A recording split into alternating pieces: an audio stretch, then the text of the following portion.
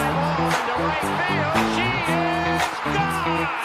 In a year that has been so improbable, the impossible has happened. This one by Mattingly. Oh, hang on to the roof. Goodbye, home run. Don Mattingly.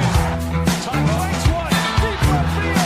Down the line. That ball is out of here. Out of here. And the legend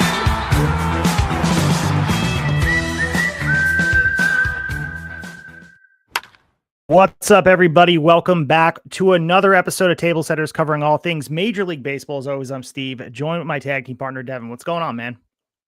What's up? What's up? Welcome, everybody, to episode 118. We're here on a cold Tuesday night in New York. Happy to be here. It was kind of all quiet on the Western Front. Baseball fans were getting a little impatient, a lot of complaining on Twitter, like, I wish something could happen. And I feel like the last day or two, all of a sudden, we're getting at least some interesting stories. Some people opting in, opting out, or qualifying offers, not really opt-ins, but qualifying offers being accepted, rejected. So we have some stuff to talk about tonight. So I'm thankful for that. Just a little more than a week away from Thanksgiving. I'm thankful for some baseball to talk about tonight. Absolutely. And we're fresh off the episode that you guys just listened to. And if you haven't, go back in the archives and check out the World Series Game 3 hero, Will Klein, gracing us with his presence, talking all things World Series and the Los Angeles Dodgers. So we are so thankful for him coming on, and it's been well received. And also go back in the archives and check out the Keith Radd episode where he was able to talk to us about the Mets offseason, what to expect, and all the drama that could potentially unfold throughout these winter months. As Devin mentioned, it's cold here, but baseball will keep you warm. If you want to support our show, at Table Setters Pod on IG and also on X. We are live right now on X. We're live on Twitter. You can subscribe on YouTube as well. At Table Setters Baseball is where you can find us. Give us a comment, like, leave a review if you can do that. And spreading the word of baseball. We were continuing the conversation even in the offseason. Everyone else has kind of moved on to maybe football, basketball, hockey. We love those things too, but we'll never stop talking baseball. We're going to keep you company all through the cold winter, Northeast or otherwise. Yeah, and as the offseason goes on, I feel like we'll have more and more to talk about. There's some rumors out there every once in a while. I mean, I saw some stuff on Twitter today that I just shook my head at and kind of said, there's no way. But you never know. One of these wild rumors, one of these days might come true. So we'll squash some. Others maybe we'll give some hope to. We're going to have a lot of fun here for the next several months to, keep ourselves busy, waiting for the real baseball season to come. Yeah, and the funny part about some of those things that come in and out of social media, obviously in between our recording sessions, as you mentioned, 117 was with Will Klein. There was a lot of discussion about Paul Skeens, and he had said he wanted to play for the Yankees, and that seemingly disappeared. He had made a comment about that, and it just disappeared in the air. And that kind of shows you how slow the news cycle is sometimes, where people are making something out of nothing.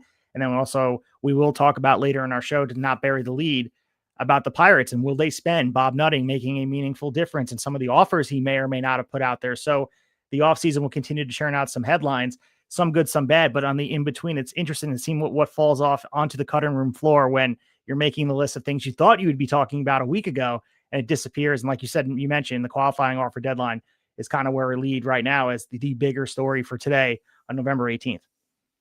Yeah, and I think whether it be the rejections or the QOs, qualifying offers that were accepted, for the most part, I think they fell where most baseball fans that pay attention thought they would fall. One or two, maybe a little bit iffy or surprising, and I think that's going to be where we start here. Our thoughts on some of those. Yeah, so for our opening say, Devin and I are using the conversation about the qualifying offer deadline. That has come and gone. And as Devin mentioned, this year produced one of the more unusual outcomes that this system has ever seen. We had Trent Grisham, Gleyber Torres, Shota Imanaga, and Brandon Woodruff accepted a one-year, $22.025 million deals to return to their respective clubs in 2026, which marks the first time since the QO's creation that more than three players have taken it in the same offseason.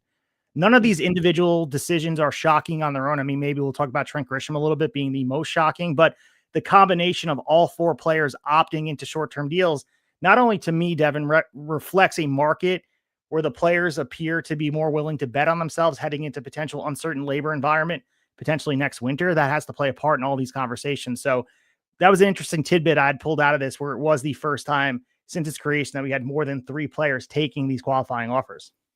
Yeah, well, I'll ask you this because there were some people kind of pontificating on social media that, like, is there any possibility these increased acceptances have anything to do with a possible lockout looming the season after the one that's coming here.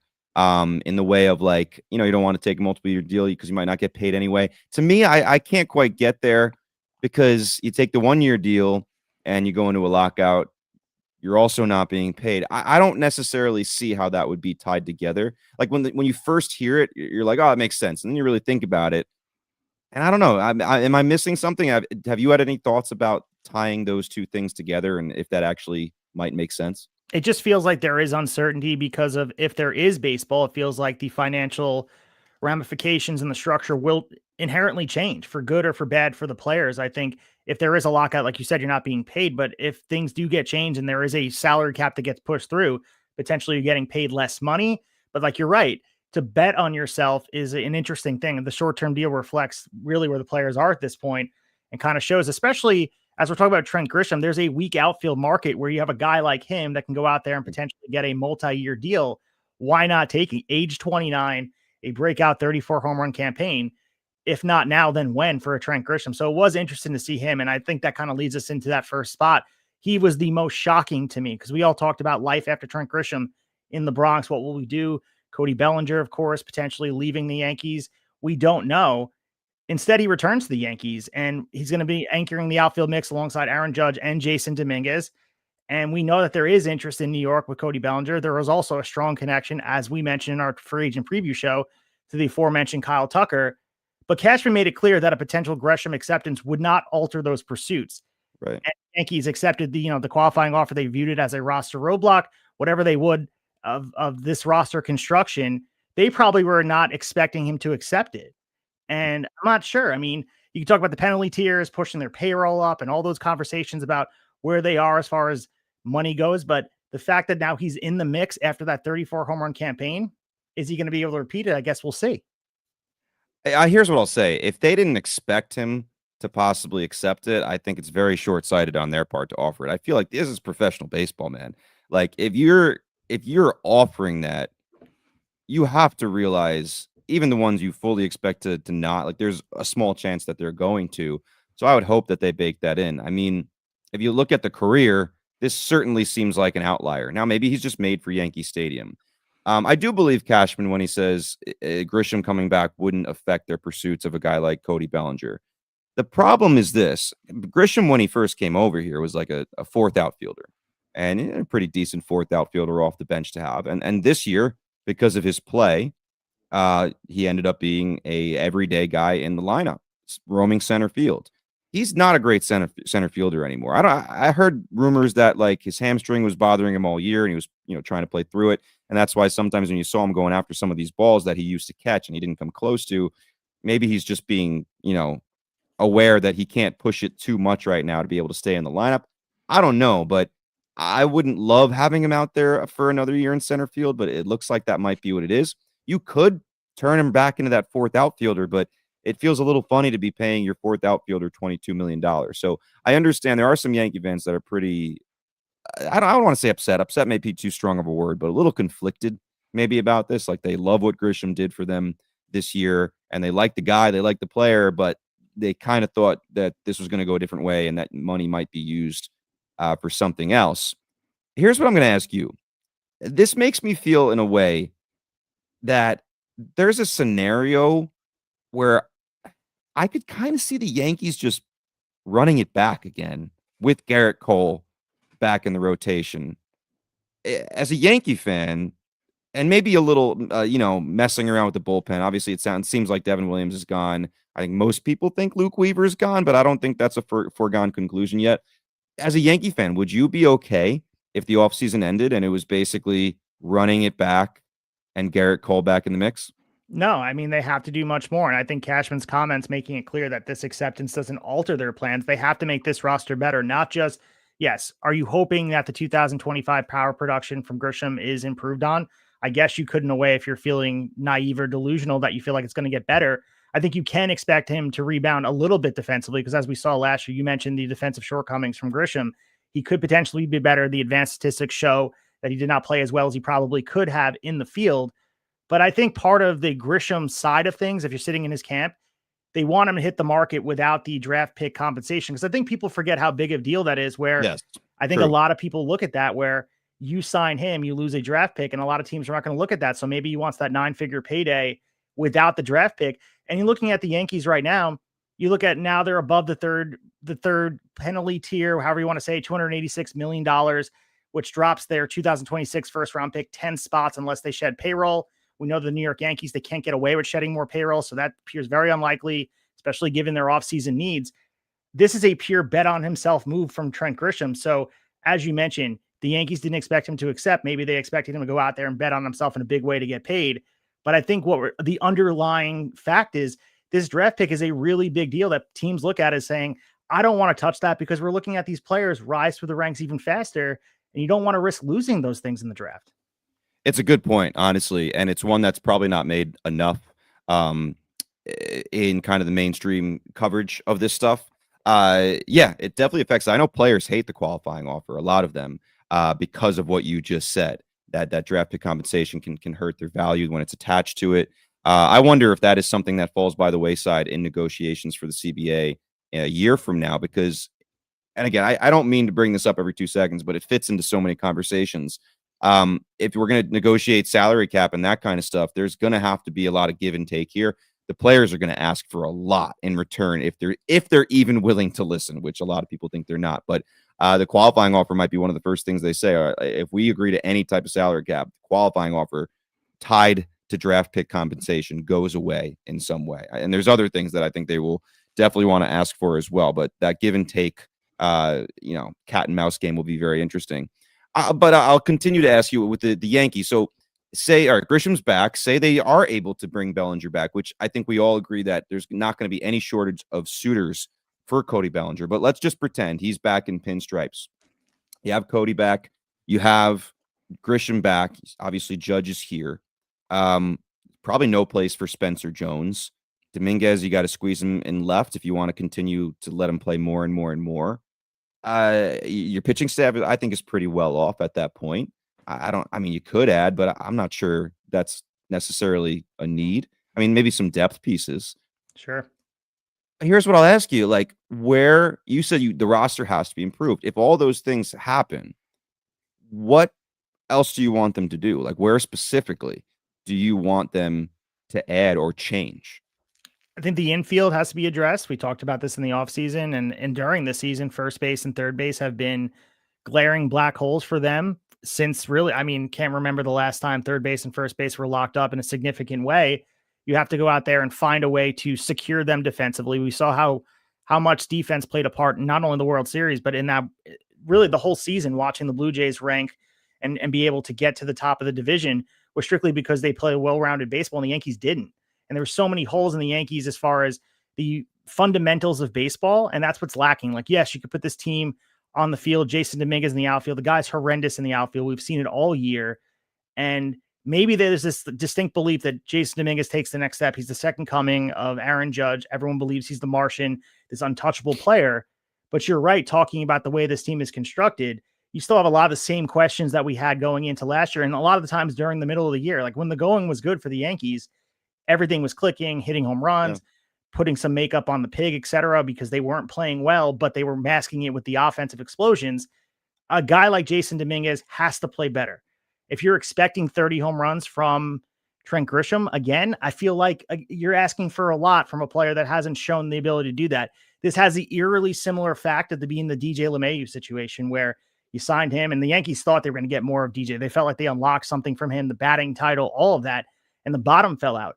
Would it shock anybody if the bottom falls out of Trent Grisham this year, if he hits 15 home runs? I mean, that is the player we saw for how long? The outlier is 2025. So I don't blame the player for stepping in and taking $22 million. But for the Yankees, as far as that, you offered it, but you have to improve the team. And if that means going over these penalty tiers and sitting there and spending money and paying the luxury taxes and all that, who cares? You got to put a winning team on the field and spend money. Spend like you want to win and put this team in place to be in a successful position. That means addressing offense, defense, and pitching, bullpen. If you can make this team better, you have to do it. Yeah, I just think it's a crowded roster if Bellinger's back in the fold as well. And again, that's a big, big, big if. And first and third, I know you point that out as these kind of black holes. In my opinion, I think Ben Rice has to play every single day at first base. This guy, some of his analytic numbers, this dude shows some potential to be a star if those numbers carry over year to year. I think he's got to play every single day this year at first base. I know the catching thing. I don't buy that he can be a catcher in Major League Baseball. I think he has to play at first base every single day. Obviously, you can play with a DH spot, but guess what? You have Giancarlo Stanton and Aaron Judge, who's got some injury stuff on his ledger now that's over the the problem years. now too. You got that. What are you going to do there? Yeah. Yeah, and Huge Stanton's issue. pretty beloved by Yankee fans for the most part the last couple years. And even if you say, no, we got to move him, I don't know if he's movable, to be honest. This has been a conversation for years now for Yankee fans. It started back when he was playing poorly and just never in the lineup. And you don't hear the conversation as much now with how well he did in the 2024 playoffs and then had a lot of big moments last year too. I mean, if the guy could stay in the lineup every day, the numbers would be astronomical if you extrapolate there. Like, clearly, so he's still got the talent. But that DH spot is also crowded. So you're talking about this crowd. First base, Ben Rice has probably got to play every day. Third base, you acquired Ryan McMahon, who is still under contract. I don't see him as a bench player, even if you don't love him starting every day there. What do you do with Ryan McMahon? Anthony Volpe, to me, as a non-Yankee fan, I said this months ago. Sure, there is the possibility the surgery repairs him, and he's twice the player that we saw this year. I would be looking to bring a shortstop in some capacity here, and not just to challenge him, but to take the job. I don't know what I would do with Volpe. I don't have that answer for you, but I just think it's trickier than maybe we realize of like, yeah, we got to improve the team. But if you're kind of bringing the band back, where are you putting the improvements? Are you trading some guys? And if there's no room for Spencer Jones, are you looking to trade him? Because eventually, if you leave these guys in the minors too long, their value starts to be sapped. And now you had these chances to move them for bigger pieces, and it doesn't exist. So I think the Yankees are an interesting case. I definitely think the Trent Grisham acceptance complicates things for sure, whether you love him, hate him, or just like him, fine. I think it complicates things, but that's definitely the most interesting one out of the transactions that we saw today. Yeah, and I think you mentioned trade before, and I understand that his value would not be at as sky high as it was maybe if you would trade him 2 off seasons ago. But Jason Dominguez feels like a guy that could be worked out into a deal somewhere down the line, and maybe Yankee fans feel a little bit more okay with that. At some point, you would get a visceral reaction on social media if you would have said that. But I don't know. I mean, maybe people believe that we can unlock the Jason Dominguez that everybody thinks that we were going to see when we had him as a teenager in the minors and watching him play. But we'll have another conversation about the Yankees throughout the offseason. Of course, this is a team that is very fascinating to me. And of course, I'm a Yankee fan, but it's just a fascinating situation from an objective point of view. But let's go to a former Yankee. Gleyber Torres' decision to return to Detroit makes sense from the player perspective. I don't think it is as dramatic as the conversation is for, as we had for Grisham. We saw the 113 WRC plus in 2025. The year definitely was lopsided for him. He was excellent in the first half. He had that really big decline that later attributed to playing through a sports hernia. So again, you talk about injury improving the player. Surgery after the season really sets him up for a fully healthy 2026. And you mentioned before, I think you said it off air, he's looking for that big contract.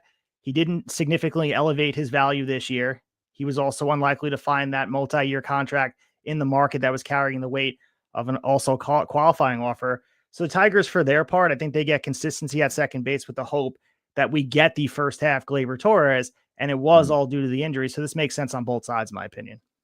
Yeah, I think it makes sense. I mean, there's a little bit of interesting footnotes here. They're not as crowded as what we just said with the Yankees, where you're trying to figure out where to put these guys. But I mean, they do have a guy like Kevin McGonigal, who, I mean, has done everything right in his power at every level. Also in the Arizona Fall League, just recently, he's been an absolute stud. You wonder when he really starts kicking the door down to the major leagues. I am of the belief he's going to spend at least a few months down in the minors before he might get the call for Detroit. I feel like Detroit is usually a bit conservative with that, and they should be a good team without him in the beginning of the season. So you can kind of wait on that and not force that move.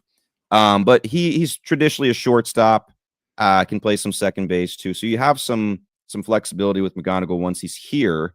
Javi Baez at shortstop, Gleyber Torres at second. Baez, getting paid a lot of money. I know they put him in center to kind of flexibility there, and he did well in center defensively.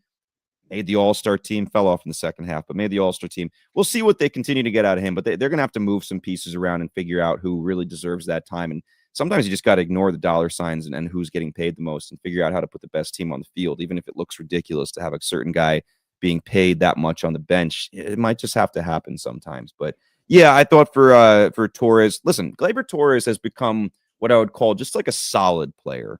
I don't think he is that star, and I don't think he's going to suddenly become that star that I think, truly believes he can be. He was outspoken when he signed the first 1-year deal last offseason with the Tigers. He said, I'm taking this deal, even though I probably could have signed a multiple-year deal other places, because I want to be on a team that is, on the up and up, and that's what the Tigers were, and I want to be in the spotlight so I can prove that I am a $100 million player. And for a little while, for a few months, like you said, it did look like he was on that path, and it just didn't really put that full season together. But second base, you look around the league, it's kind of a black hole as far as offensive consistent talent. So you could do a lot worse than Gleyber Torres. So yeah, I agree with you. It makes sense on both sides, and I think it's a good match. And then if you look at the other two acceptances, not all that surprising. The Shota one is a weird winding road with the opt-outs and then the qualifying offer at the last minute, and then he decides to come back. I don't think that's necessarily what his agent was going for when they were kind of discussing this and strategizing. But in the end, I mean, $22 million after what was a pretty miserable season. And I know the ERA doesn't make it look miserable, but you look at the home run rate and you look at the second half of the season. Oh my gosh, this guy lost something. And I hope he can find it. Maybe he had some nagging injuries that were making it a struggle. But I certainly, it wouldn't make sense to really go into the free agent market after that terrible second half. Take the $22 million, which is a pretty nice chunk of change, and go pitch your ass off in Chicago and show that you're more of the pitcher we saw in 2024 than we saw in 2025. Brandon Woodruff, if he came back and was looking really good, like his old self after a ton of injuries, and then got hurt again. If that last injury didn't happen again and he was pitching for them in the playoffs and down the stretch of the season, I think this is a different story. I think he turns down the qualifying offer and then goes into free agency, and I think he gets paid pretty well. But with that other injury, which just again puts those question marks of can this dude actually stay healthy anymore? Yeah, take the $22 million, another year in Milwaukee. Hopefully you can pitch the entire year and then take another stab at it.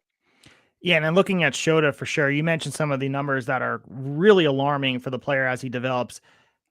20 home runs allowed over his final 69 2/3 innings and an 8.10 ERA into the postseason. So you saw the strong command, the track record of success we saw in his first year and a half in the MLB, and something like you said, clearly the market had some questions about committing long-term to the player profile with the qualifying offer attached here.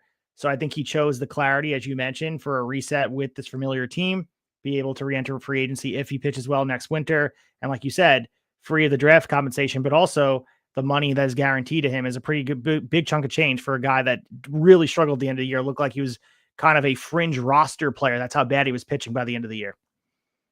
Yeah, I no doubt about it. That's just, you got to go prove it again.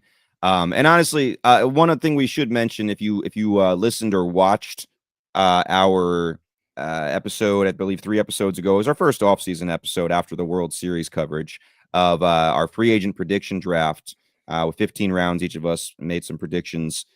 Some of these acceptances did hurt some of our picks. So Gleyber Torres, I believe you had going to the Blue Jays. Does that sound right? Yeah, and I also had Shota going to the Red Sox, I believe, as well. Okay, so those two are taken off your possible points. For me, I had Brandon Woodruff spurning the Brewers and going to a division rival in the Cardinals, who could definitely use a nice proven starting pitcher. So I will not get that one. You have one right already with the Josh Naylor thing, which is, I think, is where we're going to go next here. So you're up 1-0. With those 2 wrong, it basically makes your maximum possible score would sit at 13. Right now, my maximum possible score sits at 14, but I have 0 in reality. So a lot to come here. We still have a lot of meat on that bone. But congratulations to you for the Josh Naylor return to Seattle. I will say that was on my draft list, but you beat me to it. And I believe you used your 6th round pick to make that prediction. I think I had him penciled in for maybe about the 7th or 8th round. So you got him at the exact right time, which didn't allow me to make that prediction.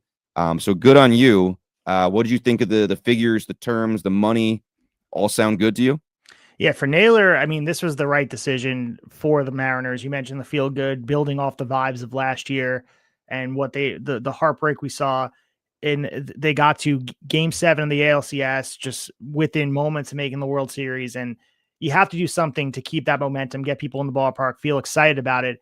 And signing in 5 years, $92.5 million, full no trade, no deferrals, and a $6.5 million signing bonus to the official numbers. We had to wait for those numbers a little bit to get the clarity on the deal. All these reports, of course, came from Ken Rosenthal, Jeff Pass, and Robert Murray, respectively. And Naylor passed his physical on November 17th, just after news that they were finalizing terms. And all of a sudden, this is the first major free agent of this offseason, the domino to fall, which is a rarity in the early winter. You mentioned before kind of waiting and seeing where the dominoes are falling. But looking at MLB trade rumors, I was looking at the ranks of the free agent. He was 12th on their top 50 free agents. So this is a big domino, projected nearly an identical contract. And I'm curious what I had as far as our predictions go, somewhere near those numbers. This is the longest free agent commitment by a Jerry Dipoto era, which matches Robbie Ray's 5-year contract. So we wanted the Mariners to go out there and spend some money, and they did it. They tied the Robbie Ray 5-year contract mark. Does this mean they're done? We'll have that conversation. Do they need to do more? Is this enough for them to run it back and potentially get back to the World Series? But you look at Naylor as far as how he transformed their lineup. We mentioned the trade deadline from Arizona, trying to make that push. I would look at the trade deadline acquisitions. You could probably rank this number one as far as teams that made an acquisition and did it work out. He had 299, 341, 490 slash line, 9 home runs, went 19 for 19 steals over 210 plate appearances. And he posted a 340, 392, 574 line in the postseason. So this is a guy, his arrival helped Seattle immediately. They won the AL West for the first time in God knows how many years, since 2001, and they reached Game 7 of the ALCS. His track record supports that this investment could work out. I heard some conversations out there that the body type doesn't age well. We see some of the advanced statistics comparing this deal potentially to where Eric Hosmer was before he signed with the Padres, and watching this kind of decline. But I don't know how you can look at this deal and say it's not the right move for the Seattle Mariners. I think that you look at his number since 2022, go on his baseball savant page. Yeah. 275, 336, 464, 88 home runs, 123 WRC plus, a 9.9 F-WAR player over 4 seasons. So he's an elite contact hitter. He's opportunistic, a defensively mixed, but a playable first baseman. This is a guy that, again, you can't put vibes on a stat sheet, and he brings something to the table for the Mariners as well. That's not being quantified in the numbers for those saying that this is potentially a deal that's going to age poorly. Yeah, there are some players and some combinations where I just think it's more about the fit via the eye test. And if you watched a lot of playoff baseball and you watched baseball in September leading up to the playoffs, man, did Josh Naylor seem like a great fit in Seattle. I mean, he also seems to love it there. I'll read a quote of his in a minute, but it just seemed to go really, really well, about as well as it could once he was acquired. The fans embraced him. He embraced the fans. It's interesting, too, because a lot of the talk in Seattle is you can't be the same hitter once you play there. And you're going to lose some power and maybe some extra base hits and things like that. If you look at Baseball Savant page for the adjusted home runs, and I know he's not necessarily a pure home run hitter, but I mean, he did hit 31 home runs last year. He hit 23 this year, but the average went up. So he can be a little bit of both. If you need him to hit 30, I think he can. He might be more of a 260 hitter if he does that. And if you want him to be more of that average hitter, 290, 295, take some home runs off. That seems to be the guy he is. But in 2024, 30 home runs. His adjusted number, if he were to play for Seattle, 31 home runs. Doesn't lose any. This year, 23. And I know he partially played there, but full season in Seattle would have been 23. If we go back to 2023, 17 home runs on the year. Adjusted number for Seattle, 18. He actually would have gained one. So we can't go with that narrative, apparently, and that's a good thing if you're a Seattle fan. And then you look at the year-to-year changes. I mean, you mentioned a longer time period, but if we just go from 2024 to 2025, the batting average went up. The expected batting average will tell you that he got a little lucky and he should have been more of a 273 hitter. That still would have been an improvement over the year prior. The slugging percentage also went up despite the home run number actually going down. So that's something to be, I thought it was noteworthy. I mean, again, just consistency all around. Hard hit percentage, pretty much the same across the board. Launch angle, very consistent over the years. Exit velocity, insanely similar year by year. It's just a consistent player. You know what you're going to get. So yeah, we could definitely talk body type, and we do the same thing with Pete Alonso when we debate of like how many years should this guy get. First baseman contracts don't age well, and that's true. I'm not going to sit here and fight that. I mean, we've demonstrated and talked about why that actually is true and named a lot of examples. But I think, sure, maybe the fourth and fifth year of this contract don't look great. But I give props to the front office. I think most Seattle fans thought this was the move that needed to get done, at least the very first one. Seattle said they were going to be aggressive and try to build on what, how far they got this year. And I hope that's true. I think they're going to do more. I do believe that. And Jerry Dipoto has gotten a lot of flack from people like us for years now. I mean, he had that 54% win comment years ago or a couple years ago, right? The goal is just to win 54% of the games. And a lot of jokes about that still to this day.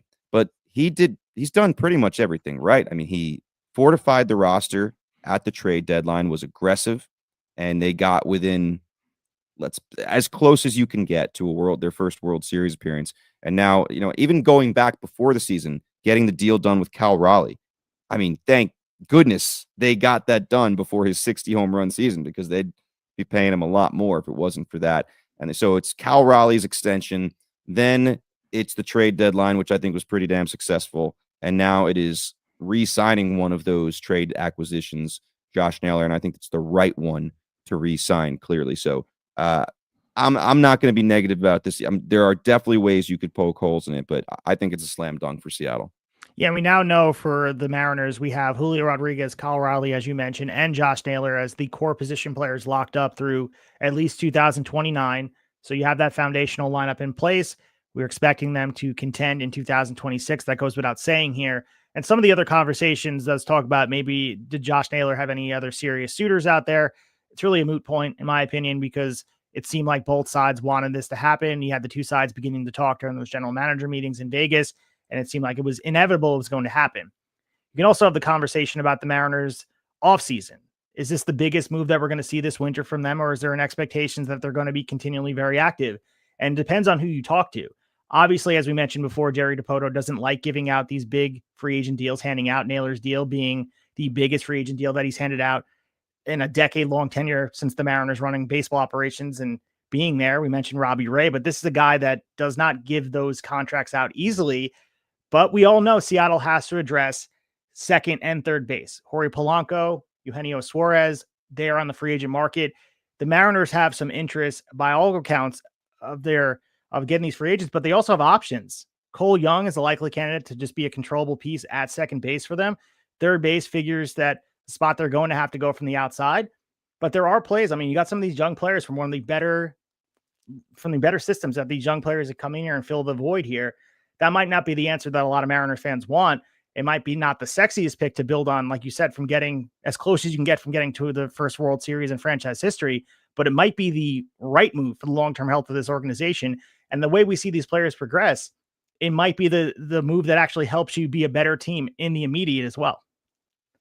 Yeah, I think they will take a long, hard look at Jorge Polanco and trying to bring him back, but I think Polanco will certainly go explore his market, and all it takes is one team to kind of give him something dumb, and Seattle's going to say, yeah, we're not going to do that. And it's because they have some of that young depth that they probably believe they can cover the spot with and still have a good enough team.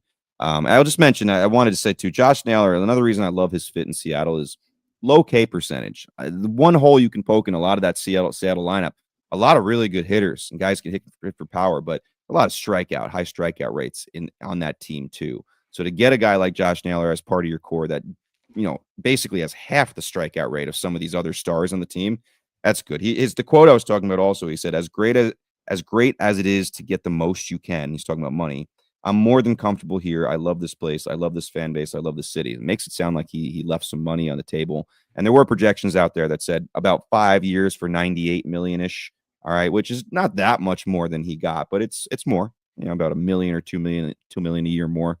But yeah, to third base, Eugenio Suarez, I would be shocked if they even give that the time of day. I know they have now had him on the team twice. So they obviously like the guy, but I just don't think that's going to be in the cards. I think someone else will pay him and try to get that pop in their lineup.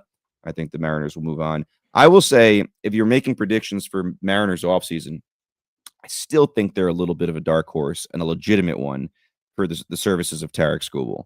And I know it's like, but they won't be able to extend him. And you're right. It would be a dangerous move. It's going to be a dangerous move for anybody because he is not going to sign an extension with you. But remember, played college ball in Seattle, so he has these ties. They're a competitive team. They have the pieces to give you because they could give you two, probably maybe more proven starters for Skubal's services. And then you don't have to pay those two guys. You can use that money towards Skubal, and maybe that is the guy they kind of give the mega deal for that we really haven't seen them give. It's a little bit pie in the sky, but there's a part of me that just feels like maybe Detroit might really want to convince these guys that they're the team that should trade for Skubal. And obviously the financial part is the biggest hurdle to get over, which is a pretty big one. But man, what a move that would be. Yeah, that's pushing your chips in the middle of the table and hoping. Yeah. I mean, if they can secure a World Series banner from that move and then forego the next 10, 15 years of being as good as they would have been with the young players, I think a lot of Mariners fans would sign the dotted line right now. But there is no crystal ball, no guarantee that a World Series happens if Skubal is in the fold right now. And like you said, he's going to test free agency. He's a Boris guy. So yes, you can allure him with the vibes and all of that, but we saw the same thing happen with Juan Soto, and the Yankees are a little bit more resilient as far as their front office goes of being able to bounce back from giving up some of these players because they have a history of spending. But let's speak about ownership as well. Let's go to the San Diego Padres. We saw our good friends Divine Sports Gospel go live about this news, and this easily could have been the biggest story. I know we've had a week in between it just about. They confirmed on Thursday that the Seidler family, majority owners since 2012, are officially exploring strategic options for the San Diego Padres and maybe a possible sale. This news broke minutes before Kevin Acee of the San Diego Union Tribune reported the development, and Chairman John Seidler releasing a statement saying the evaluation process would be handled with integrity and professionalism to honor the late Peter Seidler's legacy and set up the organization for long-term success. So this comes 2 years after Peter Seidler, who we know, we've had DSG on here a few times talking about the Padres' aggression and who they were, big spending. He passed away at age 63 and everything changed. His death led to a lot of significant change internally. There was a lot of tension within the family. Matt and Baba, the breaching fiduciary duty and devaluing assets to consolidate control of Peter's trust. They denied the claims. The case remains unresolved in a court. And now we look at this, no settlement, no being announced, full litigation. You got months of review from Major League Baseball, officially approving Peter's brother, John Seidler, as the team's control person in early 2025. Now, under his leadership, the family is reassessing its future with the organization. It's not yet clear whether they would sell the majority stake, bring in new minority investors, or pursue maybe this hybrid structure we've seen other teams go with. One minority owner holding roughly 10% is already in the process of selling a share, indicating movement with the ownership group. So yeah, a lot of things here. Look at the value of the franchise, looks to be about $1.8 billion, which includes obviously the financial obligations they have in place. $300 million in debt, more than $150 million owed back to the owners from the cash infusions to stabilize operations. So they're investing a lot of money for getting this team. But the Padres, Devin, are an attractive franchise for anyone out there. This has been profitable. You look at Forbes and CNBC and Petco Park. They've drawn more than 3 million fans in 3 straight seasons. This is a team that I feel like in ownership that was coming in here. I understand the Seidler family and the history, and Peter Seidler's not there, but this might be best case scenario if you get someone in here that's willing to spend and do what Peter Seidler's vision of this team was, because it's clear the other members of this family didn't have the same vision that Peter had. No, and there is a lot of sadness to this story because he wanted it, at least in his family for a very long time. And that's not the way it's going to go. I do think the current owners won the fans over a little bit when they first took over. There was a lot of backlash and it calmed down after a while, but this is not exactly a surprise. Obviously the hope for Padre fans is that some mega billionaire comes in and get owner in San Diego. And we already have this built-in electric crowd. Petco Park is an amazing atmosphere. I'm just going to take this over and keep on building it. That's the hope. The scary possible reality is that a lot of times before a team is getting ready to be sold, they cut costs as much as possible. And that might be what we see here. I mean, they have a lot of mega contracts on the books, whether it's Xander Bogaerts, which certainly looks like it's full of regret. Jackson Merrill, and obviously that's more, I would think you would assume team friendly. Like he could have kind of probably gotten more if he held out, if he kept on playing the way he was. And obviously Fernando Tatis Jr. and Manny Machado. If you're a Padres fan, I think the hope is don't trade Fernando Tatis Jr. And maybe instead these guys that we would like to re-sign, like the Michael Kings of the world, we're just not going to be able to even think about. We're going to let them walk out the door. We already knew they probably weren't going to try to bring Dylan Cease back. Robert Suarez, they probably don't need. He's a great player, but like look at their bullpen. You know, there's rumors that Jason Adam actually might be ready by the beginning of the season, which is pretty shocking with the injury he had. But Mason Miller, I know there's now rumors about them turning him into a starter. I might be in the minority of someone who thinks like, no, like don't mess with gold, just leave it gold. Leave him at the back end of the bullpen and let him dominate. But maybe that's just me. But anyway, I think the hope is like, all right, we can't keep these guys that we have, like the Ryan or Hearns of the world and Lorian, like all these guys. We might just have to let them walk and fill the holes with pieces within and be a little short in certain spots of major league talent. But it would be quite the blow to the Padres to see if Fernando Tatis Jr. Gets sold to the highest bidder. I think it's a reality. I do not think that is a salacious rumor. I think there's definitely going to be a little bit of fire where there's smoke there. And honestly, I think this officially kind of changes things in the NL West. For a very long time now, the Padres have been the main aggressor towards trying to take the Dodgers down, and they've come very close a couple of times here. I think it's going to be the Giants now. I think the Giants are the new aggressor in that division to try to go get the Dodgers. I think they're going to do everything they can. They already are doing everything they can to see what they can do to catch them and then to surpass them. I think the Padres are going to take a step back here. I don't know how. Hopefully it doesn't last that long. They get a big time owner in here and, you know, changes it and gets back to business really quickly. But not a fun story. No, it's not. And there's a lot of the nothing changes yet message that's being from this organization. And there's reports that John Seidler and AJ Preller have been working on a contract extension that could be finalized soon to have some good grace out there. Like at least Preller will be here. You know, he's been with the front office since 2014, a stabilizing force for them. But you look at all the context and kind of take a look under the hood of the Padres. Obviously, Peter Seidler's death is the biggest reason things have changed here. But they got the loss of the local TV deal back in 23, the family conflict that remains unresolved. All of this to be said, they've been pretty successful on the field. 3 straight postseason appearances in 4 years. You mentioned them just nipping at the heels of the Dodgers, but they've definitely had to shift on the fly. And that's tough because, as you mentioned before, these enormous contract negotiations they had with these free agents and all of the greenlit spending that you had from Peter Seidler, that has changed since his death. And now the function of the team has completely shifted where they're going to be operating around the same way they were last year, $210 million at a payroll. And they're going to be trying to cut and be creative. And like you said, it might result in cutting some of these players and trading them for assets. Because, oh yeah, you look at this team. This is a team that has been inept of a lot of the farm system that's thin because of what they did to just compete. And there's been some consequences to what they did to try to compete and put the best possible team on the field now.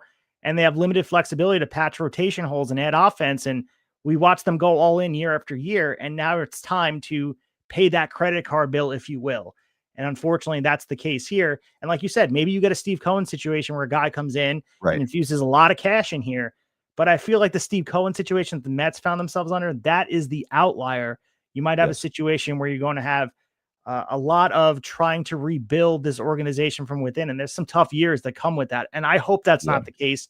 I hope the Padres have success. They're a fun team to root for, but it certainly feels like there's some reassessment of what this franchise will be. It's not going to be the Yankees West as they were trying to portray themselves for years under Peter Seidler. Yeah. There's going to be some more twists and turns to come within the next year or so. And you just hope that you're not looking at a Minnesota Twins situation where, you know, they're selling everything possible to cut costs as much as possible. That's what you got to hope for. You hope it's better than that. And you hope you strike some good luck here and get somebody that, like you said, is maybe not quite Steve Cohen's level. There's not many of those guys out there, but someone that comes in here enthusiastically looking to just take the Dodgers down, like, and just head for the top of the NL West and be aggressive and keep that aggressive nature that the Padres have built over these last several years. So let's talk about the awards. We had the announcement this week, and of course, no surprise for the MVP. Shohei Ohtani and Aaron Judge once again towered over MLB in 2025. They each claimed another MVP award in seasons so dominant. Honestly, the conversation was non-existent about who would be there. I mean, the conversation has shifted really about who can realistically unseat them going forward in the upcoming years. Because for Ohtani, this is his fourth career MVP, all being unanimous. He's only the second player in MLB history with 4 MVPs. Barry Bonds has 7. Look at his numbers, well-deserving. 282, 392, 620, 22. It's scored an MLB best 146 runs, 55 home runs, one behind Schwarber for the NL lead. His OPS was 1.014. He stole 20 bases and outright, and he returned to the mound 47 innings, 2.84 ERA ball, 62 strikeouts. I mean, the combination of this production at the plate, the legitimate top of the rotation stuff, a runaway choice at this point. And we saw, Kyle Schwarber get some votes, obviously. He led MLB in 132 RBIs, paced the NL with 59 home runs. Juan Soto got some votes as well, but this was a runaway train here for Shohei Ohtani, and I feel like Barry Bonds has some company. I mean, this is not the last MVP that Shohei is going to win, and we may see at the end of this Shohei's career. I mean, are we looking at double digits for an MVP guy, or am I getting too ahead of myself? I would think just because you got to consider all the health stuff and who knows when any of that can go wrong, but you might be getting a little ahead of yourself, but I'm not saying what's not possible with this guy? What was the home run number you said for Schwarber? 59. Was it 59 for Schwarber? No, he didn't get that much, did he? I'm pretty sure 59. If he did, I completely missed that. I mean, I know it was a high number, but all right, we'll look at it. Maybe I missed some. I thought he was maybe in the high 40s, but maybe 56 home runs this year. I said 59. 56? He had 56 home runs this year. Holy shit. I didn't think he was close to 60. All right. Well, anyway, so I think the NL side of things, it's a runaway for Shohei. The only guy that got close, you remember last year when there was some point in the year where all of a sudden Francisco Lindor came into the conversation because of some of the clutch stuff he was doing. And there was that maybe like 2 weeks of talk of like, yeah, he could seriously maybe get this. And then obviously it went away. Same thing happened with Schwarber. The only time anybody was talked about is possibly like, this guy might deserve it more than Shohei this year. There was like a 2-3 week period for Schwarber where people were having that conversation seriously because Schwarber kind of goes on these runs of like hitting a home run every day. And a lot of them this year just so happened to be like in clutch spots and like carrying the team. So there was that kind of momentum for a little while. But then it's interesting because you look at a lot of the voters and there were some people that had a decent amount of people had Soto ranked above Schwarber, which I think if you look at just the numbers and maybe not the moments, I think there's an argument to be made for there. The numbers altogether for Soto are just insane. Yeah.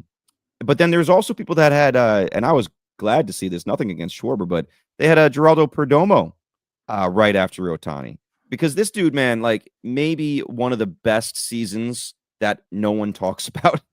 Perdomo, except me, I feel like I've tweeted about this dude like a million times the last half of the season, but this guy had such a great season out of nowhere, and I can't wait to see if he can do it again, to see if like he's really made this jump or if it's a crazy outlier. It's not just like a giant home run total like you see some guys do one year where like the rest of their numbers and analytics are pretty much the same. It's like all around the guy was just literally it should be like a high MVP candidate. So I'm glad he got some credit from some of these voters, and we'll see what he does next year. But yeah, the NL side, it's Ohtani. I mean, I don't think there's anyone that's in an outrage over Shohei Ohtani getting the MVP again. So on X, we had Cespedes Family Barbecue posting probably the funniest meme I've seen from all of it. Obviously, MLB Network, if you watch the coverage, they were showing the 3 finalists out there.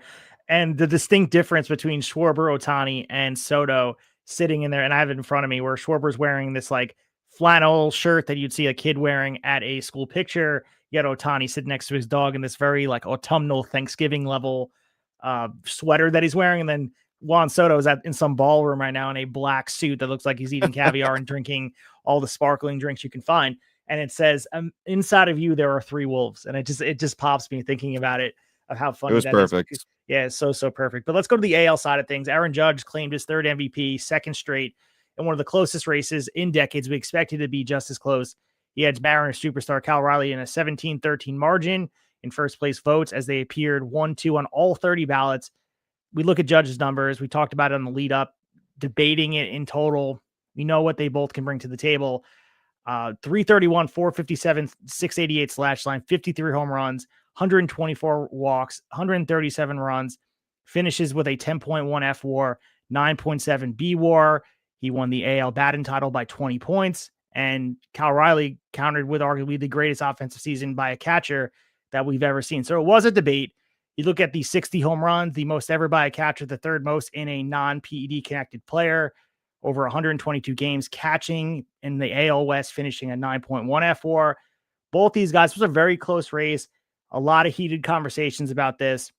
And I think it was always Judge. You had this conversation. I think it was probably closer than a lot of fans of both teams will have, maybe that would admit it, because I think you could make the case if Cal would have won this, you could certainly look back and say, like, yeah, Judge had the full scope of the season that was better, but a 30,000 view of this whole season, you have to consider the full picture. And Cal Raleigh was an absolute monster all year and deserves a lot of the accolades he's coming his way. So this is really, really awesome to see. I mean, this baseball's in a good spot offensively.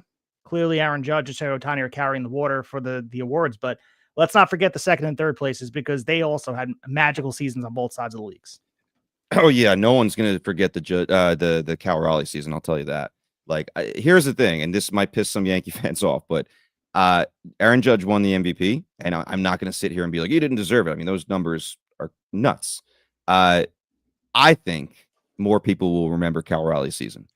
I don't think people are going to be like, remember Aaron Judge's 2025 season? That was unreal. I think there's some other seasons they'll be like, dude, I remember where I was when he hit this number, broke the AL home run record, whatever. I think more people will remember the Cal Raleigh season that he had. It's one of the most amazing things I've ever watched a baseball player do at his position.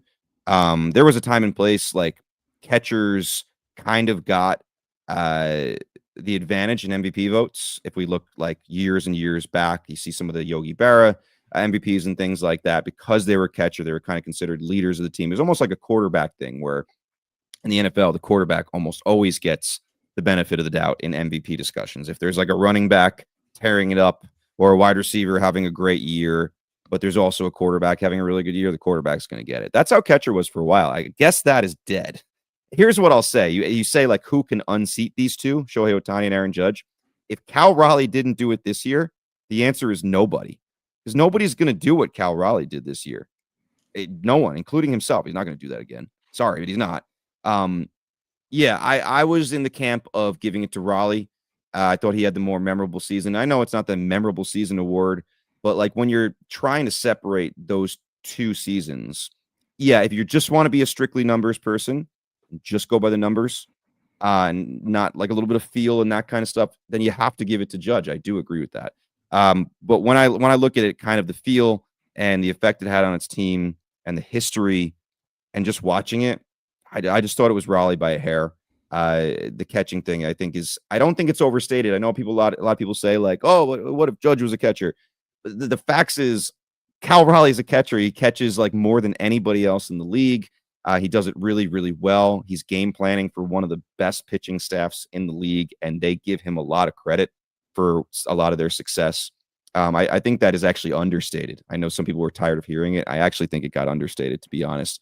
60 home runs is just something we've never seen. So I think he had the more memorable season. We don't have to rehash the whole debate. And I'm glad people have, not everybody, because social media is a cesspool, but more people started not trying to tear the other one down if it wasn't their choice. I think Whit Merrifield was the guy, like 2 days before the results came out, said like, can we please just like when the results come out, not try to tear your non-choice down, like just accept the results and say, oh, I thought it was the other guy. But yeah, I mean, they're both deserving as hell. Like it was a hard choice for sure. Yeah, and I think it's worth a conversation in the future, probably long form, about who could potentially unseat these guys. Maybe not in the immediate. You mentioned maybe it's not possible with Judge at his fullest powers. Like Judge is going to run where he is, and if no one's going to beat him, it's going to have to wait until Judge is ready to hand off the crown to someone else. But I think of guys like Bobby Witt, maybe Julio Rodriguez, right? Those could be guys that are like heir apparent and in a one-off. We can also mention Nick Kurtz. Some of those advanced statistics speak very, very fondly of that player in a full season. I know that's getting ahead of yourself, but very excited about the big Amish and what he could bring to the table. And then on the NL side, you can always put in Kyle Schwarber if he stays there in the NL. You never know. He's a threat no matter where he is. Soto, of course, is always going to be a threat for the MVP. And also, let's not forget about Corbin Carroll, a guy like that. I think the injuries have certainly played a part, but these are guys out of the heir apparent. And we mention all the time, baseball's in a really good spot. Just because the MVP feels like it's a slam dunk year after year, that this Judge Shohei thing, where, I mean, by all accounts, Aaron Judge should also have 4 MVPs if it wasn't for 2017 being robbed from Jose Altuve. Maybe that's a conversation for another time, but both of these guys have pretty much dominated the voting, and Shohei did it in 2 leagues, obviously, with the Angels as well. We're going to see a lot more MVP awards, and the fireplace above is going to have a lot of trophies hanging on them, and well-deserved. We're seeing 2 generational players, and we're lucky to be watching them in real time. But, Devin, that brings us to the Cy Young discussion, where Paul Skeens and Tarek Skubal, equally not as contested at all. Everyone kind of expected this. They officially cement themselves as the 2 best pitchers on the planet. We knew that going into that day. They each captured their league Cy Young award in decisive fashion, which now you look at them, maybe there's a head-to-head rivalry between the 2 of them of who's better. That might be a conversation in the future. Paul Skeens, just 1 year removed from winning Rookie of the Year. He captured his first Cy Young unanimously, earned all 30-place first votes, delivering MLB's best 1.97 ERA across 187.2 innings with the 216 strikeouts, a 2.36 FIP, and 20 quality starts. He's the only starting pitcher in baseball with a sub-2 ERA in each of the past 2 seasons. He's also the only of the 3rd Pirate to ever win the award, Vernon Law in 1960, Doug Drabek in 1990. He's under team control in 2030, we know. That's a conversation for another day, but your thoughts on Paul Skeens and what we saw at the table. Christopher Sanchez was the runner-up. He was great, but there was never a discussion like this wasn't Paul Skeens' award. Yeah, I thought the Skubal Crochet one was interesting, like an interesting debate, but the Skeens one, yeah, it's just not a debate. The dude, I mean, Rookie of the Year, and now Cy Young. I think it's the first of probably many, as long as the guy stays healthy. That's always the footnote. But I mean, what else can this guy do? I mean, we want to see him in the playoffs, obviously. So we hope all these Pirates rumors, which we'll debate at the end of the show, are true, because we want to see him surrounded by more talent. The guy's an absolute stud. There's not a lot to say here. The numbers say it all. You watch him, and you know you're watching greatness. And you do have to start to wonder, is he going to start to dominate the Cy Youngs the way Shohei Ohtani and Aaron Judge, like we just talked about, are dominating the MVPs? I mean, yeah, they got it right. This was an easy one.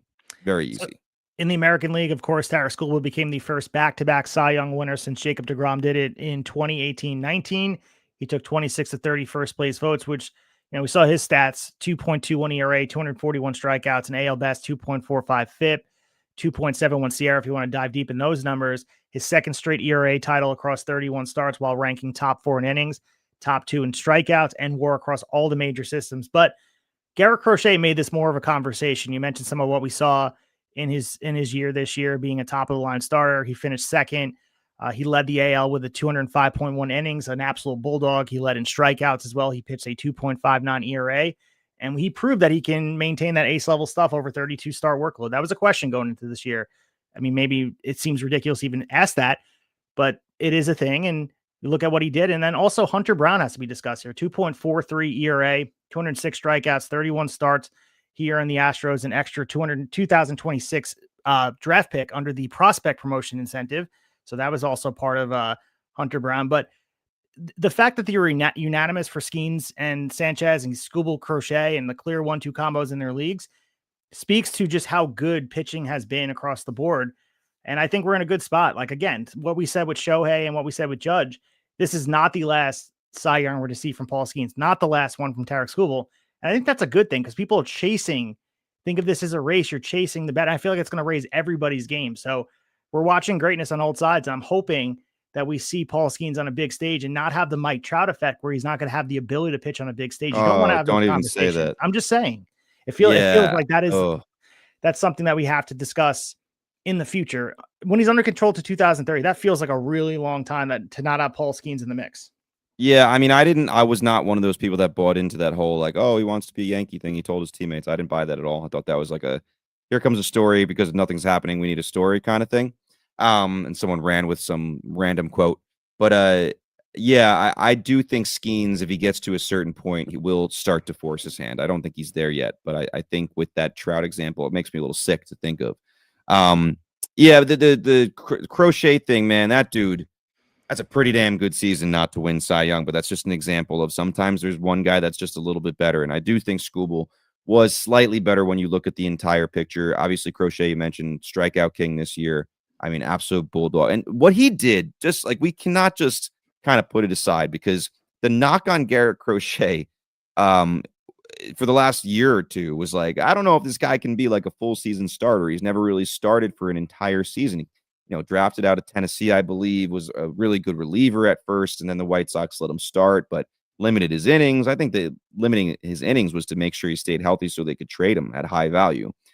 He proved all his doubters wrong this year, so props to him, and I'm thinking he'll be even better coming up, and maybe he'll take that Cy Young next year. But Skubal, unbelievable guy, is a gamer, and I know the trade rumors for Skubal, they've kind of poured some cold water on them recently. Like GM meetings, they kind of said, he's not available right now. I mean, when is a better time to trade a guy than back-to-back Cy Youngs if you want highest value?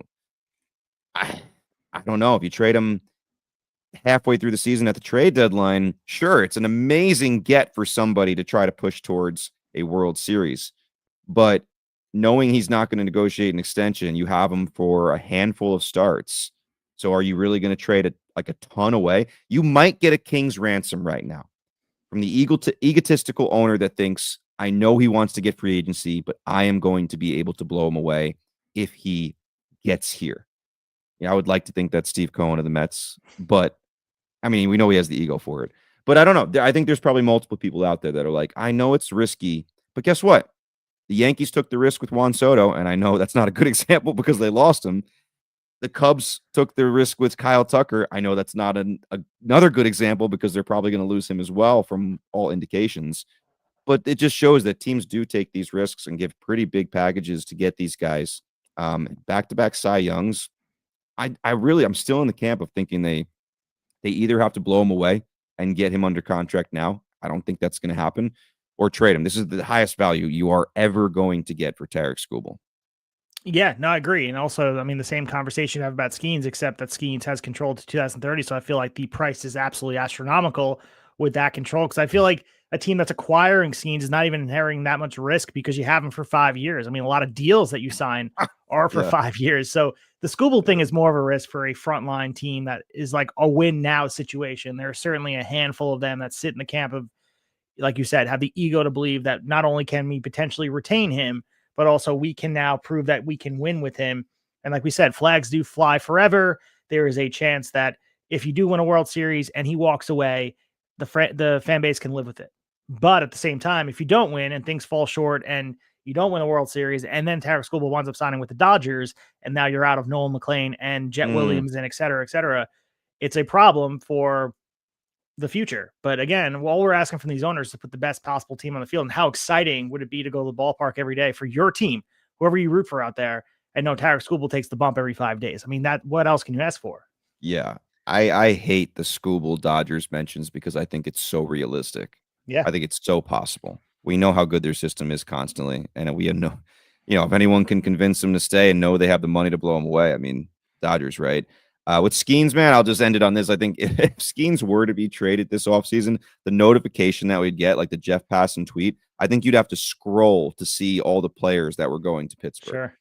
Like, and see the entire list. Yeah. It just would be insane. I mean, what could the price possibly be? Like, it has to be just, we don't know what the price would be because it has not been named yet. But just a quick note on the Nationals manager hunt. It is now underway here where they are hiring a 33-year-old Blake Brutera, who is the youngest manager in baseball since Frank Quisili in 1972.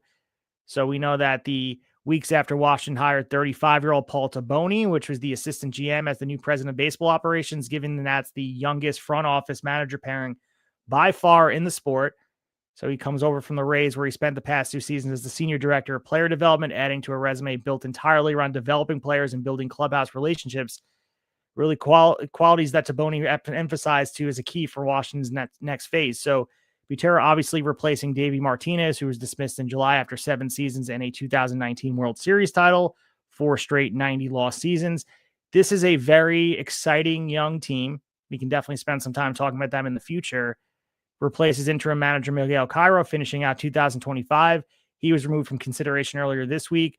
So they went with a young manager. This is certainly a trend, right? I mean, we mentioned the young president of baseball operations. This is not the norm we see, especially a guy with not the experience you're seeing that you want as the manager.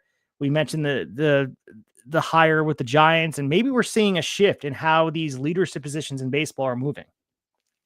Yeah, I mean, I think it's definitely skewing younger for sure. And there's also this big conversation about experience. I mean, just this week we had Joe Madden kind of make some controversial comments of saying like the Tony Vitello hire and some of these other hires, or I believe he called it like disrespectful in a way of like, I guess you don't need experience or to go through trials and tribulations anymore, something along those lines. And Tony Vitello, by the way, had a great reaction to it where he was super classy about it and said, listen, Joe Madden was actually on my short list of people I wanted to call and talk to about certain things, because my idea of running this team is I want to let everybody be themselves, let them be individuals. And when I think of a manager who did that, he thinks of Joe Madden when he coached or managed the Chicago Cubs. And he's like, I hope he'll still take that call. So, man, classy of him. And, Joe Madden is obviously not afraid to speak his mind. So we'll say that. It shouldn't be a surprise that he said something that maybe most people think he should have kept to himself. But I get it. I do get it, because there's so many people out there that have tried to have like climbed rung by rung up the ladder in baseball, like probably starting in low A, doing, whatever job that a lot of people don't want, and little by little getting these increases in the responsibilities, promotions. And then you see some guys that maybe don't have even close to the experience. I mean, Tony Vitello, obviously coming from college, that's basically unheard of without any major league experience there or minor league experience. So, Butera, I mean, I want to wish him good luck, but I'm a Mets fan, so it's hard. But listen, obviously well thought of, shockingly young looking. I know that's not really a baseball conversation, but I said to you off air, I'm like, when he had his introductory press conference, I'm like, whoa, I'm sorry for this reference because it's a little niche here, but we sneak wrestling into this show probably at least once an episode. Do you remember the clip? I think this was I want to say 2016, maybe I'm off, but do you remember, to me, this was one of the best promos ever on WWE, or one of the best recent ones. I guess it was for Survivor Series or SmackDown versus Raw. And you had Jericho, Roman Reigns, some other guys. Dean Ambrose was on the SmackDown side. Now Jon Moxley, right? James Ellsworth. Yeah. AJ Styles, right? All right, so James Ellsworth is in the background. If you don't know, this guy is like a guy that shouldn't be in a WWE ring. Looks no ridiculous. Chin music, man. No chin music. Yeah. Has no muscle on his body. Weird looking dude. And Jericho looks at him. He's like, who the hell is that guy? And then he makes an announcement of ladies and gentlemen, we have a child at ringside missing their mom or dad. If this is your child, please come right now. That when I saw Butera, I'm like, someone come get their kid. This dude is, I mean, it's crazy to see that as a manager in the major league dugout. But maybe he'll get some facial hair going and age himself a little bit. And I don't know, by the end of the season, maybe he'll be stressed enough to look 5 years older. But damn, dude, that caught me by surprise for sure. So we did have 10 managerial vacancies. We have 7 of them filled at this point. Now we have Colorado, San Diego, and Atlanta still searching. Minnesota San Diego. Wait. San Diego named their manager. I'm blanking on that. Wait, say the 3 that you thought didn't have them. Colorado, Atlanta, San Diego. I thought we didn't have the San Diego one official. Atlanta and San Diego are both official. Okay, so we have Colorado, only team left. Okay, so then we have Derek Shelton for Minnesota, Craig Albernaz for Baltimore, Tony Vitello for San Francisco, Skip Schumacher for Texas, and Kurt Suzuki for the Angels.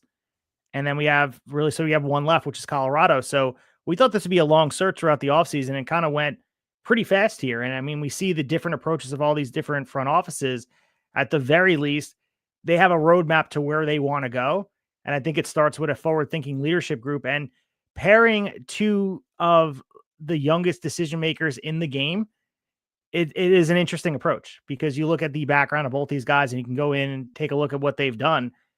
It certainly is a roadmap that's going to put your fingerprint on what this team is going to be in the future. And it starts with the young talent on the field, of course, and there's a plethora of talent that we saw be exposed on the field and be able to go out there. Yeah. but I think they need the guidance of the leadership. And if this is the right move, like we said, I mean, we mentioned Tony Vitello with the college to pro aspect of it. But if you have this tinge, like, yes, it's going to upset people like Joe Madden and lifers in the game. But if this is successful, this will be a trend we start to see where you have maybe 30-year-old managers in there, which was unheard of back in the day. It was almost like there was an age minimum without saying it. That almost like being president of the US, you have to be a certain age. Gone are those days. I mean, the real question is going to be being able to relate to these players and hold leadership over them. But I don't know. I don't know Blake Butera. Like, so who knows how he's going to be able to bond with them and be able to like have the leadership. But again, like, I mean, speaking as a teacher, having control of the classroom, that's part of being a manager as well. Yeah. Yeah, no doubt. And I mean, totally off topic, but if this can skew into the presidency of like getting some younger candidates for both parties, I would be down for that too. But that's as far into politics as we're going to go. We'll talk about age. I thought we were going for that, but let's go. No, we're not. Well, let me just, before we move. So just to follow up on Padres Braves, the Braves went with Walt Weiss, who's already with the organization. Oh, yes. Padres, Craig Stammen, who has also been with the Padres for a while, but in more of a, I don't know, it was front office role, but not really managerial coaching. And he was apparently part of the interview team, interviewing candidates. And after a while, I guess someone else on the interview team, it's going to be you. If he wanted to go on the other side of the desk. And I guess they were able to convince him. So that's an interesting story there. But yeah, I believe it's just down to the Rockies now to see who they can convince to come manage their team. Yeah, you want to age, go manage the Colorado Rockies. But yeah, let's head over to the Hall of Fame releasing their 2026 election ballot. So the Baseball Writers Association of America officially released this, featuring 27 players, 12 first-time candidates, and we got 15 returning names, Devin, from last year's vote. So after 2 straight cycles producing the first ballot, we saw Adrian Beltre, Jero Mauer, Ichiro went in, CC went out on the first ballot. To me, right now, looking at some of the names, there is no automatic first ballot lock, and really the path to Cooperstown right now feels a little bit more contested, which is typically the case. You look at 2 candidates standing above the field right now to reach 75%. 2 names pop out to me, and that's Carlos Beltran and Andrew Jones. We saw Beltran rose from 57.1% to 70.3% last year. He needs just 5%. He enters his 4th ballot within striking distance. You look at the resume, you're very familiar with it. You're a Met fan. You watch a lot of his career. 9 All-Star selections. We look at the postseason numbers. That's a big piece of his career. And the rare 400 home runs, 300 stolen base milestone. I think he's positioned to be the closest thing to a near certainty in this class. We'll talk about Andrew Jones in a second, but Beltran feels like a slam dunk, right? I wish I felt that way. I maybe it's just a pessimist in me, and having him as a Met and all that stuff. I think he's gotten, I don't want to call it unfair because maybe it's partly due, but he's been hurt by the Astros scandal because he was, people forget, he was like a big time vet on that team when that went down, and he's been punished. I mean, don't forget he was named the Mets manager, and then all this, like, that's the part of that story that kind of gets forgotten sometimes. He was given the Mets manager job, and then the Astros story broke, with all the trash cans and stuff. And there's this trickle down effect of like, all right, who's getting in trouble now? And I forget if he stepped down or if they kind of moved him within the organization somewhere, because eventually he's back with the organization now. There was a press conference, though, I believe. I think there's pictures of there with the Mets jersey on. Yeah. He was officially named the manager, and I want to say maybe served as the manager for 2 weeks, something like that, and then was let go because of the whole scandal or stepped aside. I forget exactly what ended up happening. But the Mets clearly like him, because then I think he went to the Yankees in some type of front office role. And then now he's back with the Mets again in some type of role as well. So a lot of people love him in baseball behind the scenes, but the dude deserves a Hall of Fame nod, in my opinion. I'm as annoyed as anybody else that he was a part of that Astros thing. And especially as the veteran in the clubhouse, like whether he was a part of it, a leader of it, like he should be the one stopping it. That is a shame. I will say that. But like, to be honest, getting named the Mets manager and then immediately losing that job and maybe never getting another manager job because of it, I feel like that's punishment enough. This dude is a Hall of Famer. Right? I don't know if he was should have been a first ballot Hall of Famer, but he belongs to, he deserves to get in the Hall of Fame, in my opinion. So for Andrew Jones, I mean, in my opinion, probably the greatest defensive center fielder of at least our generation, 434 home runs in his own right. You look at some of the numbers in his path in the Hall of Fame. You go to 2018, a 7.3% vote, nearly falling off the ballot. He reached all the way to 66.2% in last year's voting. Only has 2 years of eligibility left here. He's 9 points away from Cooperstown. I think there's some momentum to get him in because we're looking at this player a little bit differently than we did in 2018 because, yes, it wasn't that long ago, not even 10 years. But the way we look at these players analytically, his defensive stats just shine bright. I mean, you add in the offensive numbers, but again, don't want to understate it. This is one of the better defenders of all time. And to me, the greatest defensive center fielder that you and I have ever seen in our lifetime were 35 plus years old. Yes, and he's one of the rare guys. I mean, maybe when we talk about the Pirates, we'll talk about a little bit of Connor Griffin stuff because some stuff came out about him too. When I saw the Connor Griffin thing, who was 19 years old, wasn't Andrew Jones up at 19? Wasn't he one of the rare guys that was up at 19? I believe he was, and like immediately playing in World Series, at least it seemed. Yeah, he's, to me, I do think it's trending in the direction he's going to go in, which I'm very, very happy about. I think he belongs there. Some of the number combinations he has, whether it be defensive added with offense, like some of the numbers he has combined, defense, offense, are almost unheard of. I think it was like a little bit sickening how low the vote was when he was first put on there. Maybe it was a result of who else was on there that maybe people thought deserved it more and he wasn't getting the votes yet. You know how some of these people are like, oh, I'm not going to vote for him yet. Like he's got to be on there for, some of these voters are super pompous. Like to me, it's like, if you think he's a Hall of Famer, all right, maybe you don't want to be a first ballot Hall of Famer because there's like special weight to that. But after that, if you think the guy's a Hall of Famer, like don't wait and be like, I'll put him on in 5 years. Like that to me is just, I don't know, part of the game I don't like. No, I agree with you. There's definitely a superiority complex that some of these writers do have when they're voting, and it is something that needs to leave the game. Maybe that will happen as people age out, but we have some other players probably unlikely to reach 75% threshold, but we have Chase Utley in year 3, Felix Hernandez in year 2, Andy Pettitte is in year 8 right now. So Pettitte made a big jump last year, 13.5% to 27.9%, only 3 years left. I mean, time is a huge factor for him. We have some other names returning that are prominent, but not as notable to reach 75%. A-Rod, Manny Ramirez, Bobby Abreu, Jimmy Rollins, Omar Vizquel, Justin Pedroia, Mark Burley, Francisco Rodriguez, David Wright, Torrey Hunter, and Manny's entering his 10th and final year on the ballot. So, Chase Utley, we saw he got all the way up to 39.8%, which is a strong start from year 2 to 3. Felix Hernandez debuted at 20.6%. You can look at his trajectory, compare it to Mike Mussina, who he had an early trajectory, and then he eventually had his march to induction. So maybe you can probably check Felix and look at that. Maybe by year 6 on the ballot, he'll get in. It's a war of attrition. You got to wait. But any of those names jump out at you as like, okay, that guy was going to be a Hall of Famer in the future? I know the Chase Utley thing is trending in a certain way. I really don't see him as a Hall of Famer. I think he's relatively close. I would be very surprised if he got in. I'm the wrong person to talk about it, to be honest, because I do struggle to give any compliments to Chase Utley as a Met fan. I mean, that dude is one of the most hated people. And I know he's talked about all the Mets hate over the last few years, and he seems really like cool about it sometimes and like very much a regular human about it. But dude, I don't know. I don't know if there was ever as good of a villain with the Mets as there was with Chase Utley, especially after breaking Ruben Tejada's leg. And that wasn't even out with the Phillies. He was with the Dodgers at that point. But, I mean, Chipper Jones was a good villain with all the Larry stuff and just demolishing home runs every time he was at Shea. But maybe it's just me a little older when I was watching Utley. Man, I had hate running through my body for that guy, like severe, real hate. Hated him. So I'm probably the wrong person to try to be unbiased about it. I will admit that.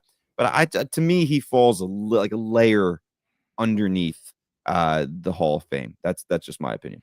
As far as the newcomers go, there's some first-time candidates on there without a guaranteed inductee. Cole Hamels headlines this class. Look at his resume: 163 wins, 3.43 ERA, over 2,500 strikeouts, a 4-time All-Star. He's an NLCS and World Series MVP back in 2008.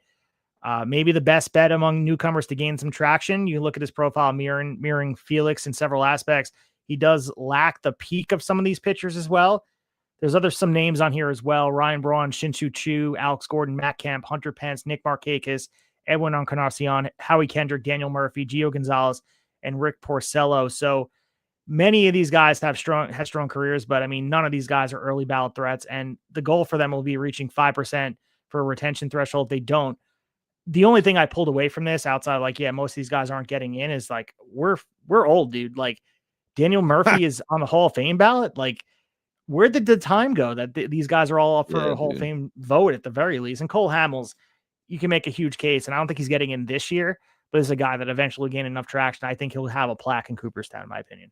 Yeah, Cole Hamels is interesting. I love looking for Hall of Fame stuff. I love looking at the baseball reference page and the statistic that was specifically made for like Hall of Fame kind of stuff. The Jaws statistic on there, which is basically looking, it's a little more complicated than this, but in short, it's basically looking at a player's 7-year peak.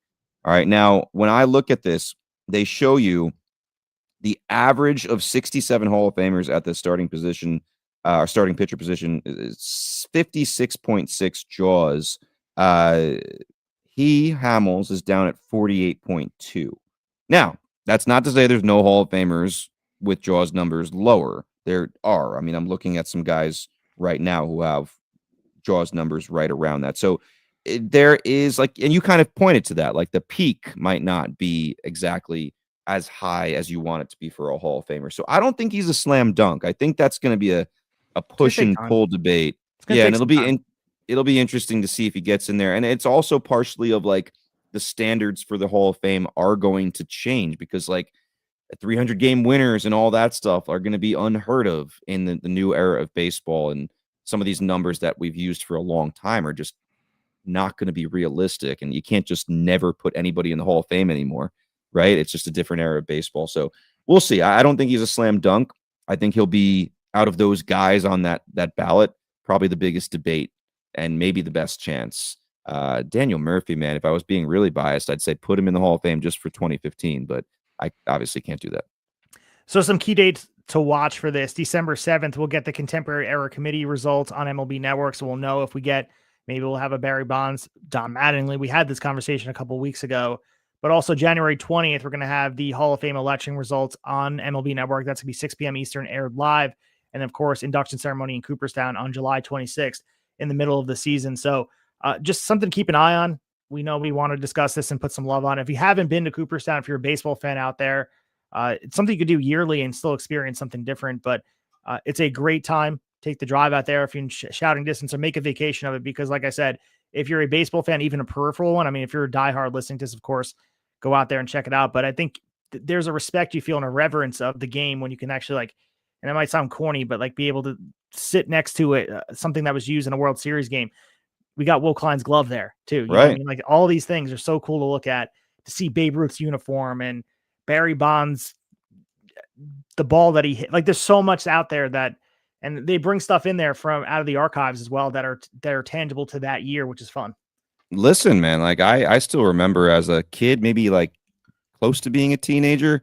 We have a family friend who used to play for the Texas Rangers, and he played for some other teams too, but maybe we'll have him on here one day. But anyway, we were visiting them in Texas, and he took us on a tour of the Texas Rangers locker room, and it was when A-Rod was playing for them. And for some reason, it sticks out in my mind. People are going to think I'm weird, but I remember seeing A-Rod's jockstrap just sitting right there at the top of his locker, and that's burnt in my brain. So I can only imagine, like, Hall of Fame. If I remember A-Rod's jockstrap, imagine what you would remember down the road from the Hall of Fame.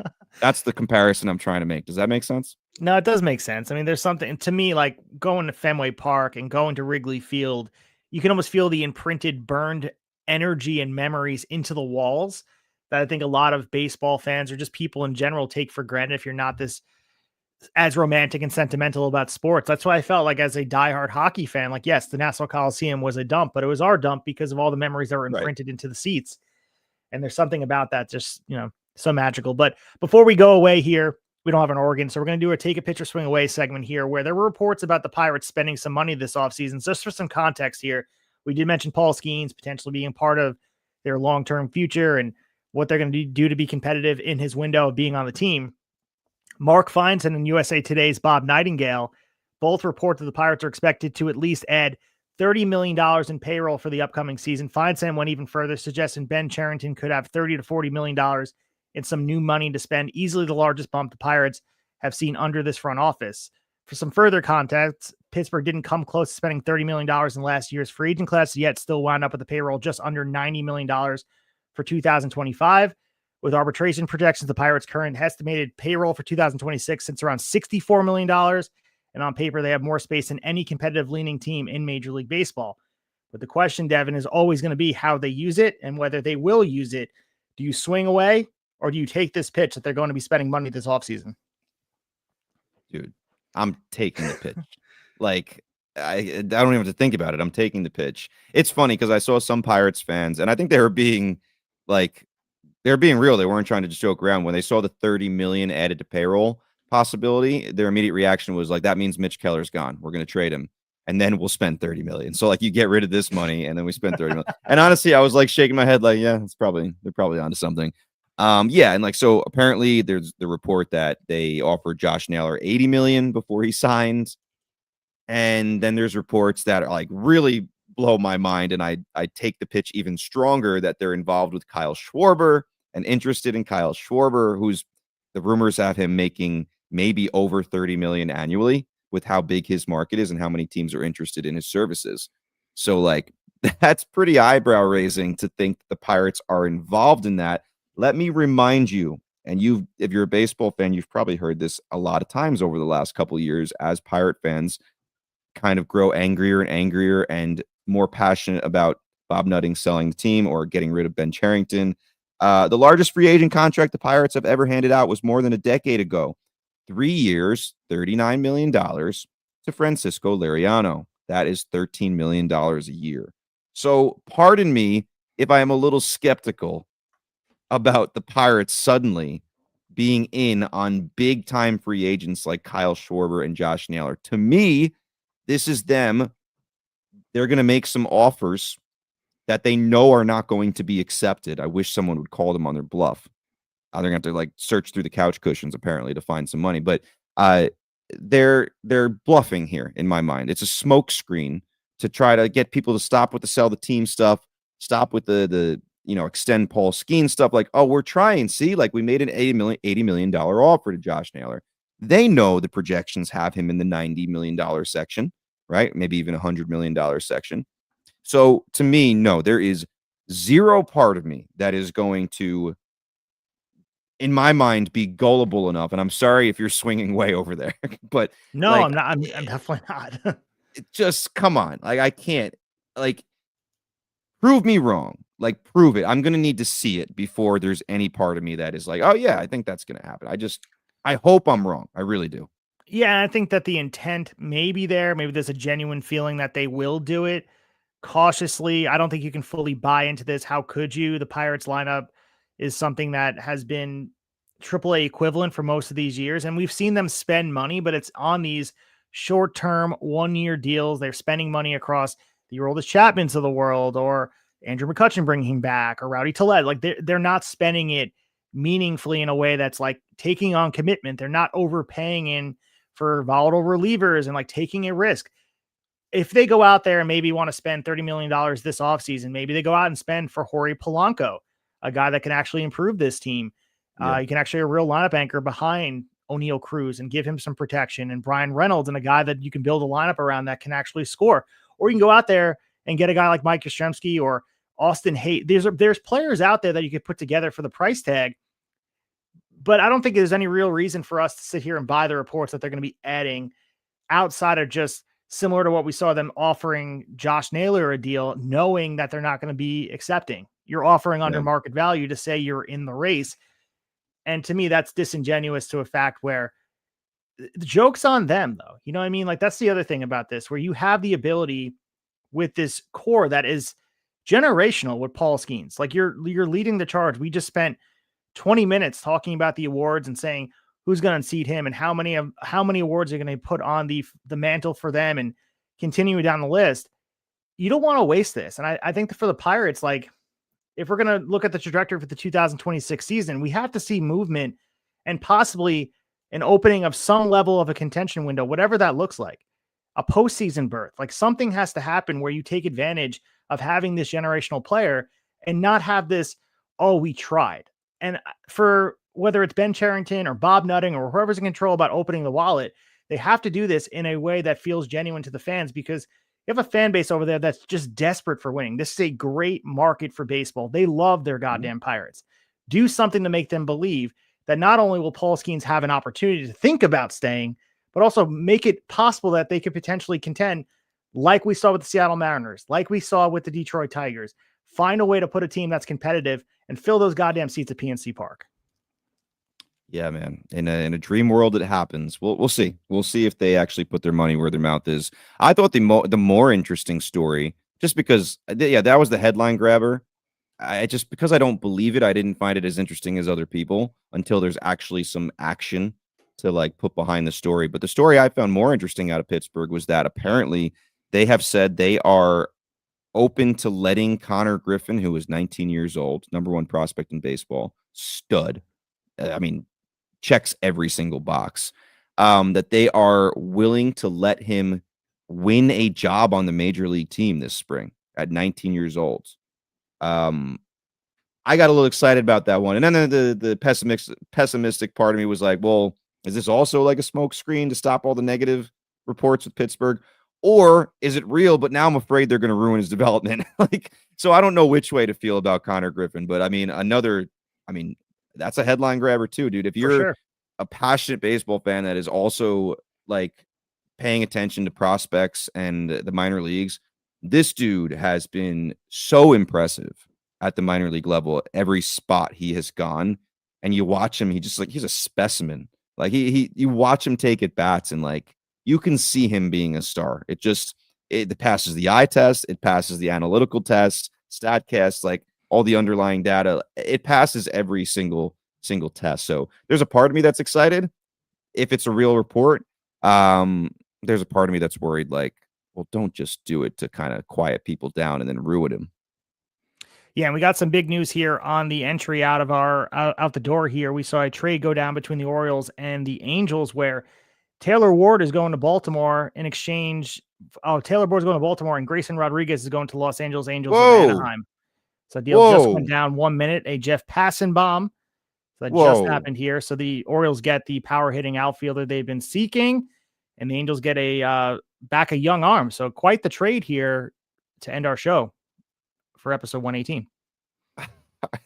My immediate reaction, why are the Orioles trading pitching is what you're going to say? Why do the Orioles need another bat? What? Listen, they were recently rumored to be like a sneaky suitor for Pete Alonso.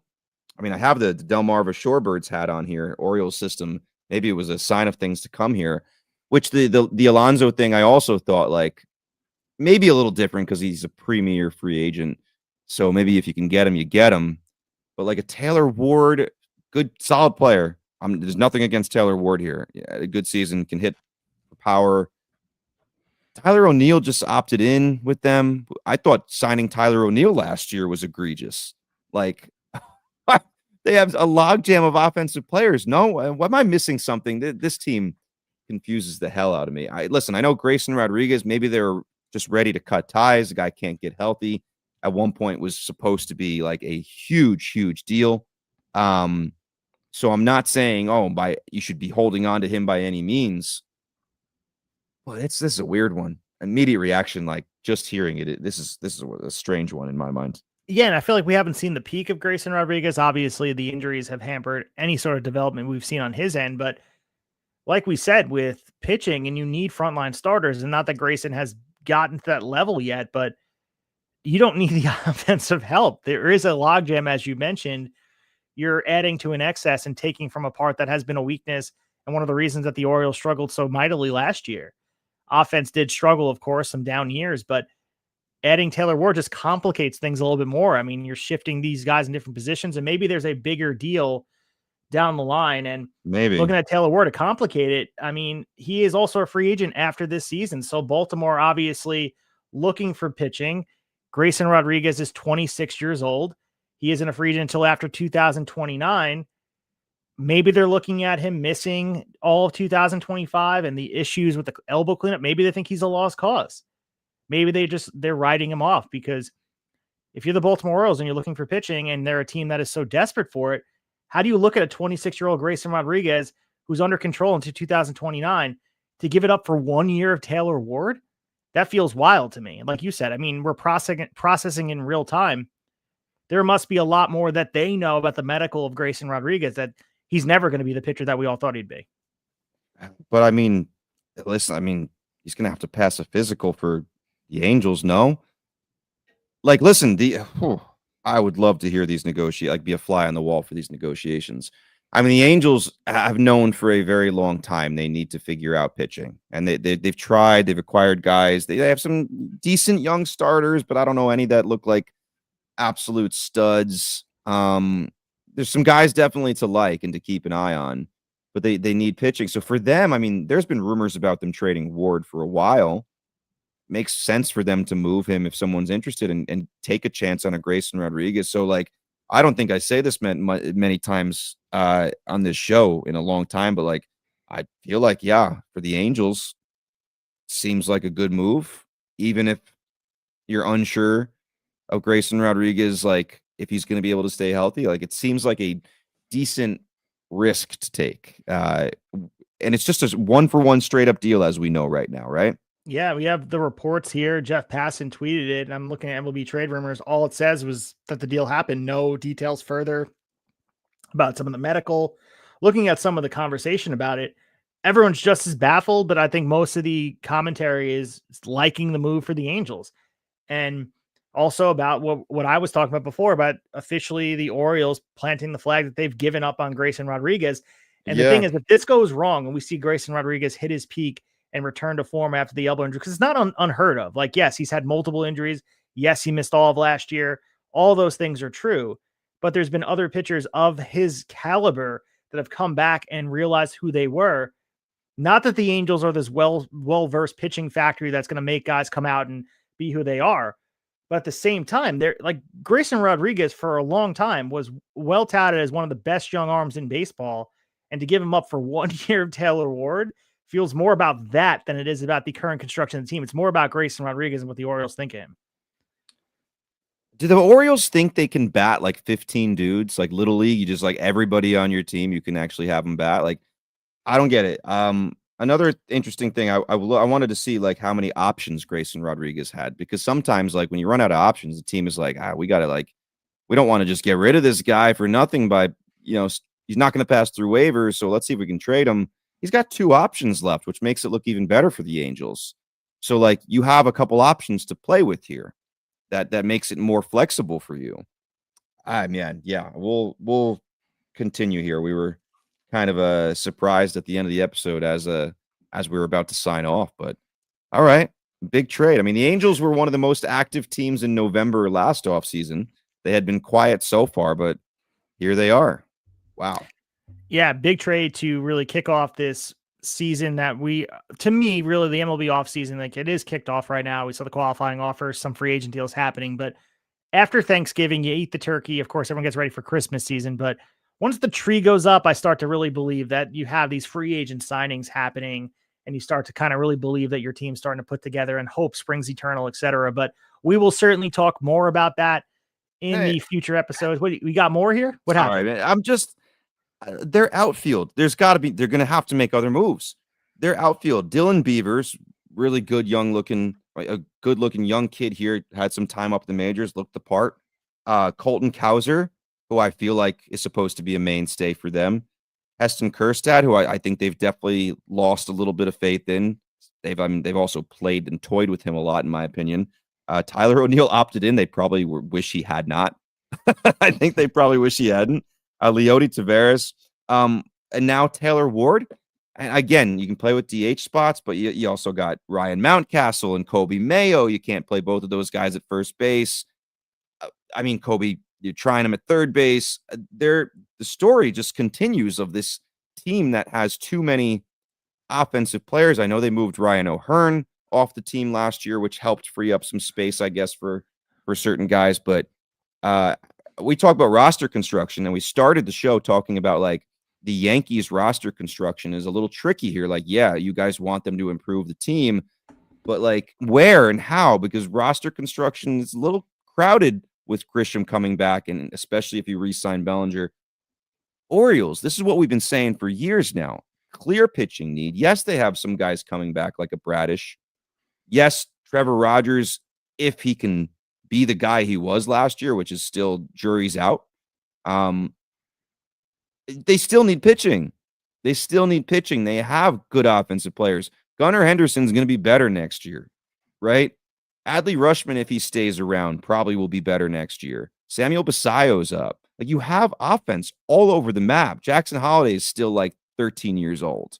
So, like, I'm glad I wore the hat tonight. It is a good hat to wear. It baffles the mind how Michael Elias puts together. And we go back to the episode we discussed that he wants to win how he wants to win. And like you said, maybe it's by putting offensive players and sharing time and just going out there, rolling out 3 starters and playing bullpen games, 2 games out of every 5. I have no idea what to make of that. They're trading one of these offensive dudes. Of course, they Someone's have to be. going. But to assume that move is happening. Jordan Westberg is there. Like, how many? Jordan Westberg's there. Jackson Holiday, Gunnar Henderson, Kobe Mayo, Jeremiah Jackson, who was really good. Ryan Mountcastle is still there. I just named the outfielders before. Like, this is wild. They think they can bat 15 guys. They do. But unless they have another deal that's lined up that's just not announced yet, because how could you make this deal? That would be fun. How could you make this deal unless another one's in place? But there's no guarantee. And again, Grayson Rodriguez, I understand he's hurt and everyone's down on the injury. He's not the only guy to get hurt in the early part of his career and then come back. There's other stories that and to give up on an arm like that either speaks that this front office has seen enough to say we're giving up, and the Angels are taking a risk by saying, you know what? He's a free agent. Taylor Ward, we're not going to resign him. We might as well take the risk and try to rehabilitate and get what's left of Grayson Rodriguez. But again, this is a 26-year-old pitcher that 2 years ago is one of the top prospects in baseball. Like, what are we talking about? Oof.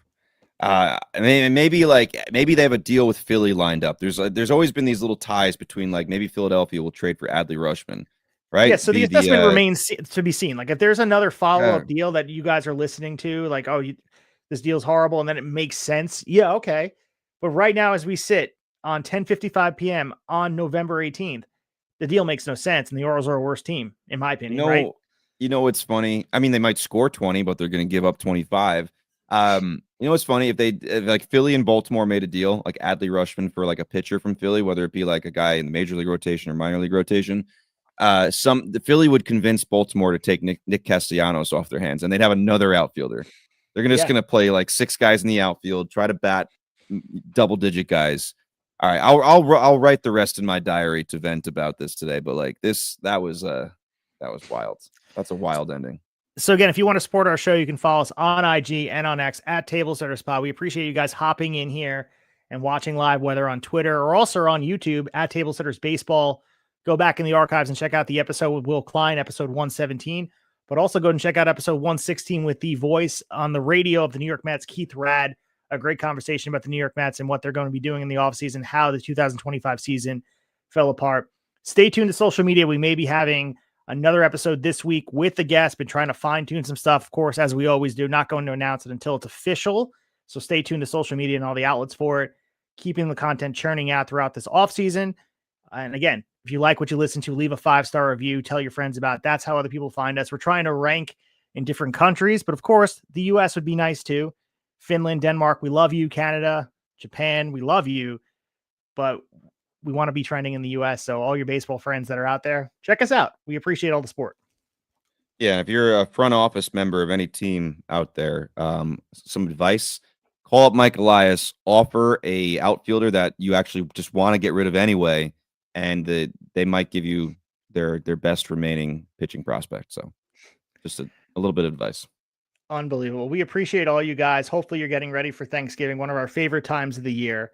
The hot stove is just going to get warmer as we continue to go on. But we will talk to you at that time. And until that time, happy baseball. And we'll talk to you after a while. High fly ball into right field. She is gone. In a year that has been so improbable, the impossible